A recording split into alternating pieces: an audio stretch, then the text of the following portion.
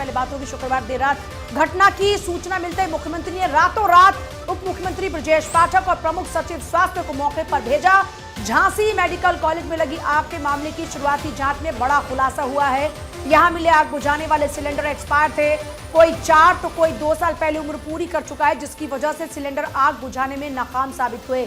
एक सिलेंडर पर 2019 की फिलिंग डेट है, एक्सपायरी डेट 2020 की है, यानी फायर सिलेंडर को एक्सपायर हुए कई साल हो चुके थे।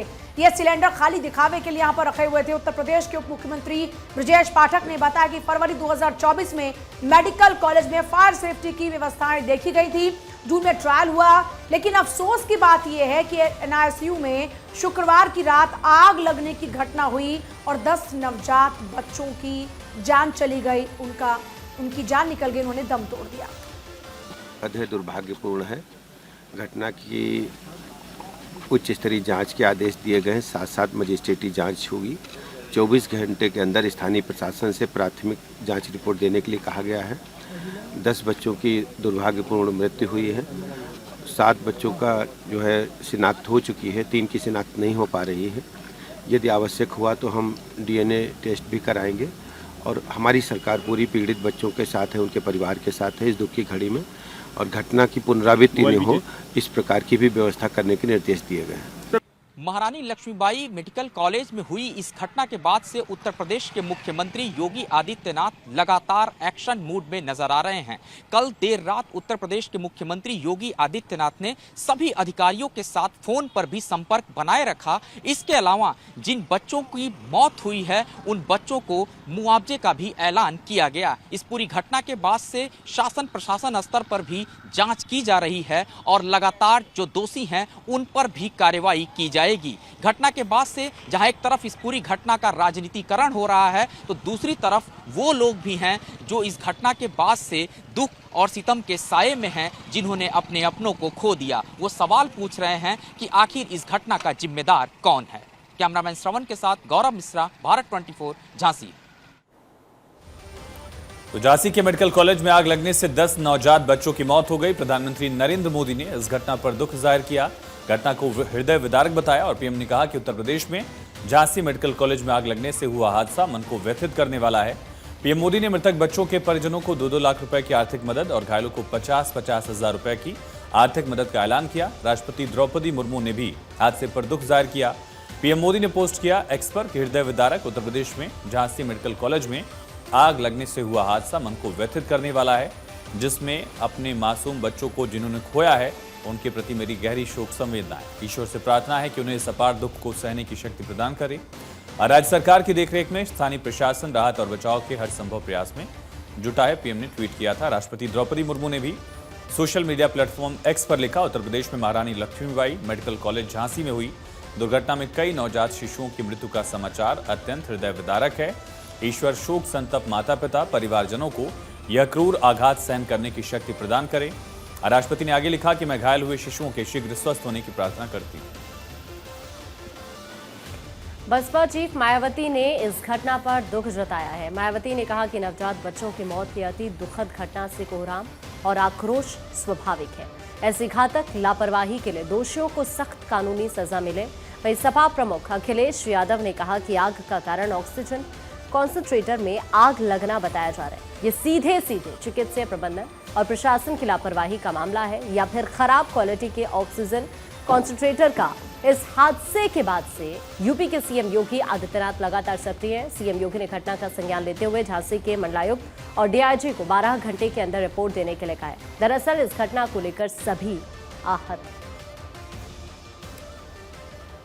केंद्रीय गृह मंत्री अमित शाह ने आज दुमका, मधुपुर और धनवार में जनसभा की। दुमका जिले के गांधी मैदान में सुबह करीब 11:30 बजे उनकी जनसभा आयोजित की गई। दोपहर 1 बजे से देवघर जिले के मधुपुर के बुढ़ई मैदान में गृह मंत्री अमित शाह ने बीजेपी प्रत्याशी के लिए वोट मांगे। यहां उन्होंने विशाल जनसभा को संबोधित किया। इसके अलावा गिरिडीह जिले के धनवार के डोरंडा मैदान में दोपहर 2:30 बजे से वो चुनावी सभा की। उन्होंने और बीजेपी प्रत्याशी के पक्ष में वोट की अपील। एक कांग्रेस पार्टी राम मंदिर को अटका रही थी, भटका रही थी, लटका रही थी। मोदी जी को आपने दूसरी बार प्रधानमंत्री बनाया, 5 ही साल में केस भी जीता, भूमि पूजन भी किया, निर्माण भी किया और प्राण प्रतिष्ठा कर कर जय श्री राम कह। औरंगजेब का तोड़ा हुआ काशी विश्वनाथ का कॉरिडोर भी बनाया और सोमनाथ का मंदिर भी सोने का बनने की शुरुआत हो गई है, सोने का बनने। बीजेपी नेता किरीट सोमैया ने मुख्य चुनाव आयुक्त राजीव कुमार को खत लिखा है और all India Muslim personal law board के प्रवक्ता मौलाना खलीलुर रहमान सज्जाद नोमानी के खिलाफ कार्रवाई की अपील की है। बीजेपी नेता किरीट सोमैया के मुताबिक नोमानी ने आचार संहिता का उल्लंघन किया। सोमैया ने अपने पत्र में लिखा है कि नोमानी के भाषण में धार्मिक कट्टरता के नाम पर मुसलमानों को भड़काया गया और भाजपा को वोट देने वाले मुसलमानों के सामाजिक बहिष्कार का आह्वान किया गया। भाषण सोशल मीडिया पर लगातार वायरल हो रहा है। किरीट सोमैया ने मौलाना सज्जाद नोमानी के भाषण के बारे में बताते हुए कहा कि उनके भाषण में मुसलमानों से वोट जिहाद की अपील की गई है। हम उचित कार्रवाई करने की मांग करते हैं। उत्तराखंड के मुख्यमंत्री पुष्कर सिंह धामी रुद्रप्रयाग पहुंचे। बीजेपी के पदाधिकारियों कार्यकर्ताओं ने सीएम धामी का स्वागत किया। मुख्यमंत्री पुष्कर सिंह धामी ने इस दौरान त्रियोगी नारायण मंदिर में पूजा अर्चना की। इसके बाद तीर्थ पुरोहितों के बीच गए, उनसे मुलाकात की और सीएम धामी केदारनाथ विधानसभा में सोनप्रयाग, त्रियोगी नारायण और अन्य स्थानों पर प्रचार के लिए पहुंचे। बता दें कि केदारनाथ विधानसभा सीट पर 20 नवंबर को उपचुनाव के लिए वोटिंग होनी है और 23 नवंबर को मतगणना होगी। लगभग 92,000 मतदाता केदारनाथ विधानसभा में दरअसल वोट डालेंगे। यहां पर दिवंगत विधायक शैला रानी रावत के निधन के बाद सीट खाली हुई थी। उत्तराखंड में लगातार बढ़ रहे सड़क हादसों पर मुख्यमंत्री धामी ने चिंता जाहिर की है। सीएम धामी ने कहा है कि सड़क दुर्घटनाओं की प्रभावी रोकथाम के लिए सड़क दुर्घटना सुरक्षा नियमावली बनाने के लिए अधिकारियों को समिति बनाने और विशेषज्ञों की राय शामिल करने के निर्देश दिए हैं। सीएम धामी ने कहा कि सड़क दुर्घटनाओं का बढ़ना चिंता का विषय है। इस पर प्रभावी रोकथाम के लिए सुरक्षात्मक उपायों पर विशेष ध्यान दिया जा रहा है। इस संबंध में मुख्यमंत्री धामी ने हाल ही में मुख्यमंत्री आवास में अधिकारियों के साथ एक मीटिंग की और यहां पर दिशा निर्देश भी जारी किए। हमने 9 नवंबर राज्य स्थापना दिवस पर इसकी घोषणा करी थी कि इस प्रकार की जो हमारे यहाँ दुर्घटनाएं होती हैं उन दुर्घटनाओं को रोका जाए, उनमें पूरी तरह से जो है सुरक्षा की व्यवस्था की जाए। तो नियमावली बनाई गई है और उसके अंतर्गत काम चल रहा है। महाराष्ट्र के चुनाव में बड़े बड़े नेताओं के बैग की चेकिंग का सिलसिला जारी है। इसी सिलसिले में महाराष्ट्र के अमरावती में धामनगांव रेलवे के हेलीपैड पर पहुंचे राहुल गांधी के बैग की तलाशी ली गई। अमरावती जिले के महाविकास आघाड़ी के 8 उम्मीदवारों के लिए प्रचार करने के लिए राहुल गांधी आज अमरावती जिले का दौरा कर रहे हैं। इससे पहले इस कड़ी में हिंगोली में चुनाव आयोग के अधिकारियों ने केंद्रीय गृह मंत्री अमित शाह के बैग की चेकिंग की थी। अमित शाह के बैग की जांच करने से पहले महाराष्ट्र में चुनाव आयोग ने उद्धव ठाकरे, एकनाथ शिंदे, अजित पवार, देवेंद्र फडणवीस, नितिन गडकरी जैसे नेताओं के बैग और हेलीकॉप्टर की तलाशी ली। चुनाव आयोग ने उद्धव ठाकरे के बैग की भी जांच की। इसको लेकर राजनीतिक विवाद खड़ा हो गया है। उद्धव ठाकरे के बैग की सोमवार को यवतमाल जिले में और मंगलवार को लातूर में 2 बार जांच की गई थी। शिरोमणि अकाली दल के अध्यक्ष सुखबीर सिंह बादल ने शिरोमणि अकाली दल के अध्यक्ष पद से इस्तीफा दे दिया है। कार्यकारिणी को अपना इस्तीफा उन्होंने सौंपा और यह कदम पार्टी में नए नेतृत्व व्यवस्था को प्रोत्साहित करने और नए अध्यक्ष के चुनाव के लिए मार्ग प्रशस्त करने के उद्देश्य से उठाया गया। सुखबीर के इस्तीफे की जानकारी पार्टी के वरिष्ठ नेता दलजीत सिंह चीमा ने अपने एक्स अकाउंट पर दी। उन्होंने लिखा, इस्तीफा सौंपते समय सुखबीर सिंह बादल ने पार्टी नेताओं और कार्यकर्ताओं को उनके समर्थन और विश्वास के लिए धन्यवाद दिया है। उन्होंने कहा, मैं पार्टी के सभी नेताओं और कार्यकर्ताओं का आभारी हूं जिन्होंने मेरे नेतृत्व पर विश्वास जताया और मेरे कार्यकाल के दौरान मुझे पूरा समर्थन और सहयोग दिया। उन्होंने ये भी कहा कि पार्टी को नई ऊर्जा और दृष्टिकोण की आवश्यकता है और वो इसके लिए हर संभव सहयोग करेंगे। तो देखिए, सुखबीर बादल की अगर बात करते हैं तो उनकी ओर से अपना राजनीतिक इस्तीफा दिया जा चुका है। खास तौर पर अब वो ये कह रहे हैं कि पार्टी में एक नई ऊर्जा की आवश्यकता है और नए नेतृत्व की आवश्यकता है। इस मौके पर उनकी ओर से ये भी कहा गया कि जिन भी लोगों ने उनके नेतृत्व पर भरोसा किया उनका वो आभार व्यक्त करते हैं, लेकिन अब वक्त आ चुका है कि पार्टी की कमान, पार्टी में ऊर्जा, सब कुछ नया होना चाहिए। डॉक्टर थानेश्वर है मेरे साथ, मेरे सहयोगी। डॉक्टर थानेश्वर, सुखबीर बादल ने जो राजनीतिक तौर पर कदम उठाया है, वाकई इसकी पार्टी को आवश्यकता भी थी, लेकिन अब सवाल ये कि कदम आगे जब उठ चुका है तो आगे किस तरह से पार्टी की परफॉर्मेंस होगी, कौन होगा अब चेहरा, किसके हाथ में होगी कमान, जिस नई ऊर्जा की वो बात करे वो नई ऊर्जा प्रवाहित कौन करेगा? देखिए, अभी सुखबीर बादल ने कुछ देर पहले वर्किंग कमेटी को अपना इस्तीफा भेजा है। अभी वर्किंग कमेटी इस पर बातचीत कर रही है कि अगला अध्यक्ष कौन बनाया जाए। इसका सबसे बड़ा कारण यह है कि अकाल तख्त ने तनख्वाह घोषित कर दिया था सुखबीर बादल को। जब कोई व्यक्ति तनख्वाह घोषित कर दिया जाता है तो उन्हें किसी भी राजनीतिक पार्टी उसमें फंक्शन में पार्टिसिपेट करने की परमिशन नहीं होती। यही कारण था कि उन्हें उपचुनाव लड़ने की भी अकाल तख्त ने परमिशन नहीं दी थी। आज उन्होंने रिजाइन कर दिया है। वर्किंग कमेटी से अभी कुछ ही देर पहले मेरी बात हुई है। उन्होंने कहा कि कल वर्किंग कमेटी की मीटिंग होगी, उसमें डिसाइड किया जाएगा कि अगला अध्यक्ष कौन होगा। जी, संभावित तौर पर कौन कौन चेहरे हैं इस रेस में? देखिए, वर्किंग कमेटी में कई चेहरे आ रहे हैं। अभी कहना किसी एक व्यक्ति का नाम कहना अतिशयोक्ति होगी, क्योंकि शिरोमणि अकाली दल का एक अलग स्ट्रक्चर होता है, अलग ही उसका संविधान है। अब देखना है कि पहले किसी का नाम कहना अभी अतिशयोक्ति हो जाएगी। ठीक है, बहुत शुक्रिया आपका फिलहाल पूरी जानकारी के। बहुत जल्दबाजी होगा अभी किसी का नाम कहना। वर्किंग कमेटी इस पर काम करे कि अगला चेहरा कौन होगा, किसके नेतृत्व में पार्टी आगे बढ़ेगी। लेकिन एक हकीकत यह है कि पिछले चुनाव की अगर बात करते हैं, जो परफॉर्मेंस रही उसके बाद अब जरूरी है कि वाकई एक नई ऊर्जा का प्रभाव पार्टी में जरूर होना चाहिए।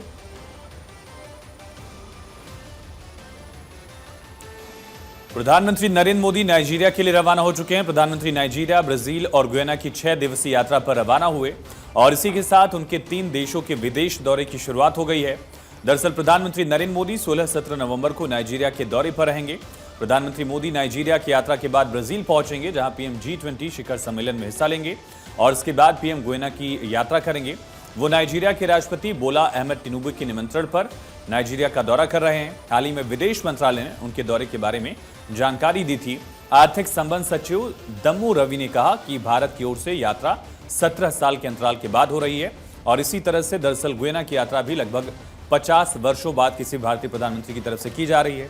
ब्राजील दौरा पीएम का अहम इस वजह से है क्योंकि 19वां G20 समिट यहां पर होने वाला है और प्रधानमंत्री नरेंद्र मोदी पुतिन और जिनपिंग से भी इस दौरान दरअसल मुलाकात कर सकते हैं। पुतिन के इतर अगर बात की जाए, बाइडेन से उनकी मुलाकात हो सकती है और जिनपिंग से अगर मुलाकात उनकी होती है तो ये काफी अहम माना जाएगा। आज से 21 नवंबर तक प्रधानमंत्री नरेंद्र मोदी 3 देशों की यात्रा पर रहने वाले हैं। सबसे पहले वो अफ्रीकी देश नाइजीरिया पहुंचेंगे। अब से थोड़ी देर पहले प्रधानमंत्री नरेंद्र मोदी दिल्ली से रवाना हुए। नाइजीरिया के लिए 17 सालों में किसी भी भारतीय प्रधानमंत्री की ये पहली नाइजीरिया यात्रा है। इसके बाद पीएम मोदी ब्राजील जाएंगे, जहां उन्हें G20 शिखर सम्मेलन में शिरकत करनी है। ब्राजील से प्रधानमंत्री मोदी गुयाना जाएंगे। 19 से 21 नवंबर तक गुयाना का दौरा उनका प्रस्तावित है। अपनी 6 दिनों की यात्रा में वो विश्व के बड़े हिस्से को साधने वाले हैं। ब्राजील में प्रधानमंत्री नरेंद्र मोदी की जो मुलाकात है चीनी राष्ट्रपति शी जिनपिंग से भी हो सकती है। हालांकि इसकी आधिकारिक जानकारी नहीं दी गई है, लेकिन अगर ये मुलाकात होती है तो लगातार 2 महीने में दोनों नेताओं के बीच ये दूसरी मुलाकात होने वाली है। दिल्ली में शनिवार सुबह भी प्रदूषण बेहद खतरनाक स्तर पर रिकॉर्ड किया गया।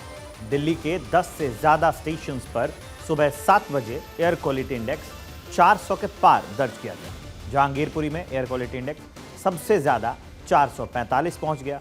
प्रदूषण को देखते हुए मुख्यमंत्री आतिशी ने सरकारी ऑफिसों के लिए नए समय की घोषणा कर दी। दिल्ली के सभी प्राइमरी स्कूलों में ऑनलाइन क्लास चलाने का ऐलान शुक्रवार को ही कर दिया गया था। अब 6ठी से 12वीं तक के स्कूलों के लिए मास्क अनिवार्य करने का फैसला लिया गया है। सरकार ने लोगों से निजी वाहन नहीं चलाने की अपील की है। इसके लिए 106 अतिरिक्त क्लस्टर बसें और मेट्रो के 60 और फेरे बढ़ाए गए हैं ताकि लोग प्राइवेट व्हीकल का कम से कम इस्तेमाल कर सकें। और देखिए, दिल्ली में पॉल्यूशन का लेवल लगातार इंक्रीज हो रहा है। इसी को देखते हुए दिल्ली में ग्रैब 3 सिस्टम लागू हो चुका है। कश्मीरी गेट ISBT पर दिल्ली के पर्यावरण मंत्री गोपाल राय पहुंचे और यहां पर बसों का निरीक्षण किया, चालान काटे। निरीक्षण के दौरान दिल्ली के पर्यावरण मंत्री गोपाल राय ने कहा कि दिल्ली के अंदर दिल्ली के लोग आज प्रदूषण की मार को झेल रहे हैं, लेकिन दिल्ली के लोगों को जो आज प्रदूषण की मार झेलने को मिल रही है उसमें दिल्ली के अंदर से 30% का पॉल्यूशन, जबकि दिल्ली के बाहर राज्यों से 70% पॉल्यूशन आ रहा है। उत्तराखंड, उत्तर प्रदेश, हरियाणा, राजस्थान से जो डीजल की बसेस आ रही हैं वो जानबूझकर दिल्ली के प्रदूषण के स्तर को बढ़ाने का काम कर रही हैं। आनंद विहार में उत्तर प्रदेश से बसें आ रही हैं और अन्य राज्यों से बसें आकर प्रदूषण के लेवल को बढ़ा रही हैं। दिल्ली के बाहरी राज्यों से निवेदन उन्होंने किया कि जो बाहरी राज्य जहां से बसेज आ रही हैं, प्रदूषण फैलाने वाली जो बसेज हैं उनको भेजना बंद कीजिए। कुल मिलाकर पर्यावरण मंत्री कह रहे हैं कि दिल्ली की जनता जिस पॉल्यूशन को झेल रही है उसमें ज्यादा पार्टिसिपेशन दिल्ली की जनता का कम बल्कि बाहरी राज्यों का ज्यादा है। और अब ऐसे में वो उन राज्यों से अपील करते हैं कि जो ऐसी पॉल्यूशन फैलाने वाली बसेज है उनको कम से कम दिल्ली में ना भेजा जाए। केवल 30% दिल्ली के अंदर का प्रदूषण है, 70% प्रदूषण दिल्ली के बाहर से आ रहा है। आज यहां पर कश्मीरी गेट बस अड्डे में पहुंचा हूं निरीक्षण करने के लिए। प्रतिबंध के बावजूद भी आज भी भारतीय जनता पार्टी की सरकारें BS4, BS3 की प्रतिबंधित बसों को दिल्ली में भेज रही हैं। दिल्ली में का स्तर बढ़ चुका है, जिसको लेकर दिल्ली NCR में ग्रैब 3 लागू कर दिया गया है। आज दिल्ली के पर्यावरण मंत्री गोपाल राय दिल्ली के कश्मीरी गेट बस टर्मिनल पर पहुंचे, जहां पर उन्होंने बसों का निरीक्षण किया।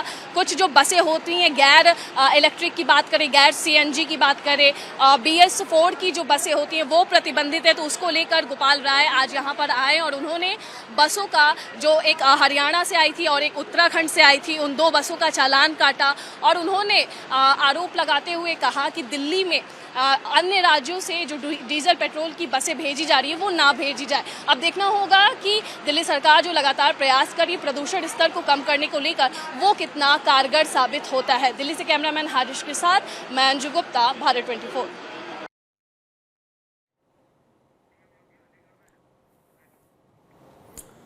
तो पॉल्यूशन की तस्वीरें आप देख रहे हैं। दिल्ली में प्रदूषण का स्तर लगातार बढ़ता जा रहा है। वहीं बात पड़ोसी मुल्क पाकिस्तान की। पाकिस्तान का पंजाब प्रांत इन दिनों वायु प्रदूषण से बेहाल है। लगातार बढ़ते एयर क्वालिटी इंडेक्स की वजह से पाकिस्तान की पंजाब सरकार ने लाहौर, मुल्तान जैसे स्मॉग से प्रभावित शहरों में हेल्थ इमरजेंसी घोषित कर दी है और प्रदूषण से निपटने के लिए कई और बड़े फैसले भी लिए गए। वहीं पंजाब सरकार में वरिष्ठ मंत्री मरियम औरंगजेब ने शुक्रवार को लाहौर में इस समस्या पर मीडिया से बातचीत की। उन्होंने कहा कि स्मॉग का मुद्दा स्वास्थ्य संकट में बदल चुका है, इससे निपटने के लिए कई कड़े कदम उठाएंगे। उन्होंने पाकिस्तान में आने वाले पंजाब प्रांत की सरकार की 10 साल की जलवायु परिवर्तन नीति की भी घोषणा की। जम्मू कश्मीर में घाटी के ऊपरी इलाकों में एक बार फिर बर्फबारी और बारिश का दौर शुरू हो चुका है, जबकि निचले इलाकों में बारिश के साथ दिन भर आसमान में घने बादल छाए रहे। श्रीनगर समेत जो निचले इलाके हैं वहां पर बारिश के साथ साथ दिन भर इसी तरह से बादल छाए रहे। कुपवाड़ा जिले के उत्तर में स्थित माचल के पूरे इलाके में ताज़ा बर्फबारी हुई है। सुबह सुबह उत्तरी कश्मीर के ऊपरी इलाकों जैसे सांडा से माचल, वादी बुंगेस में बर्फबारी शुरू हो चुकी है। जानकारी के मुताबिक बर्फबारी और बारिश से बांदीपोरा, गुरेज और मुगल रोड पर यातायात बंद कर दिया गया है, जबकि तापमान में गिरावट की वजह से ठंड का प्रकोप भी बढ़ गया है। इसके साथ ही मौसम विभाग ने अगले 24 घंटों के दौरान घाटी के ऊपरी इलाकों में बर्फबारी और बारिश का सिलसिला जारी रहने की संभावना जाहिर की। मौसम विभाग के अनुसार अफरवट, राजस्थान टॉप, साधना टॉप, सोनमर्ग, गुरेज और टंगदार साथ ही मुगल रोड पर सुबह जो बर्फबारी शुरू हुई रुक रुक कर वो अभी भी जारी थी। मौसम विभाग ने 17 नवंबर से मौसम में सुधार आने की संभावना जाहिर की है। दिल्ली NCR समेत कई महानगरों की खराब हवा ने नैनीताल के पर्यटन में बढ़ोतरी कर दी है, जिसके चलते नगर के अधिकांश होटल पैक हो गए हैं। आने वाले दिनों में भी सैलानियों की आमद में बढ़ोतरी की उम्मीद है।